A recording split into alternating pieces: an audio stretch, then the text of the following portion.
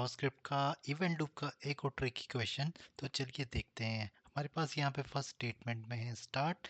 Second state में again हमारे पास है सेट टाइम आउट, जिसके अंदर हम प्रिंट करवा रहे हैं कंसोल। एंड यहाँ पे थोड़ा सा हमने चेंज किया है, फैच फैच एपीआई यूज़ कर रहे हैं एंड देन हम इसको देन यूज़ कर रहे हैं और कंसोल प्रिंट करवा रहे हैं जब भी हमारे पास डेटा आ जाएगा।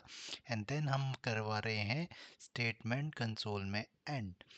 तो प्रेडिक्ट कीजिए कि कौन सी जो आउटपुट है किस सीक्वेंस में आएगी। 3 सेकंड का पॉज लेते हैं।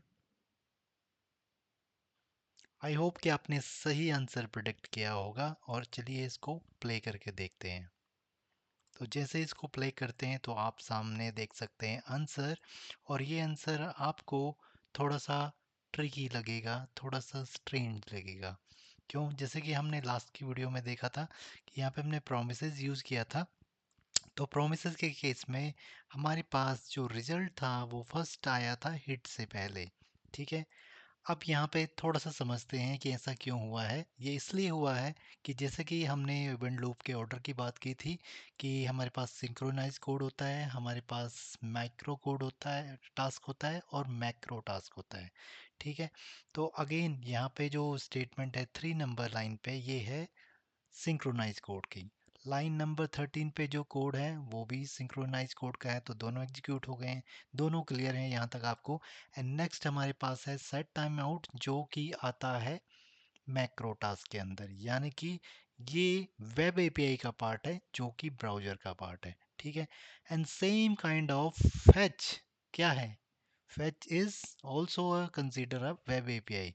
तो फेच जो है वेब एपीआई है, तो इसीलिए वो भी as a macro task consider होगा, जिसकी प्रायोरिटी हो गई है लो। अब जो, क्योंकि ये भी मैक्रो टास्क था, ये भी मैक्रो टास्क था, माइक्रो टास्क यहाँ पे था ही नहीं, तो इसको प्रायोरिटी मिली है किसको, सेट टाइम आउट को। तो ये हमारे पास पहले हिट हुआ है। और क्योंकि because of the some delay, क्योंकि ये नेटवर्क कॉल है, तो नेटवर्क कॉल में अब एपीआई कितना टाइम ले सकती है उसके ऊपर डिपेंड करता है। तो इसीलिए इसका जो आउटपुट था वो डिले हुआ है। अब इसमें देन है जो वो प्रोमिसेस है, प्रोमिसेस का पार्ट है, तो ये माइक्रो है, but because of the dependency of the fetch API ये तभी काम करेगा जब इसके पास रिजल्ट आ जाएगा। तो इसकी वजह से ये जो आउटपुट में सीक्वेंस चेंज हुआ है। आई होप कि आपको क्लियर हो गया होगा इवेंट लूप का कॉन्सेप्ट।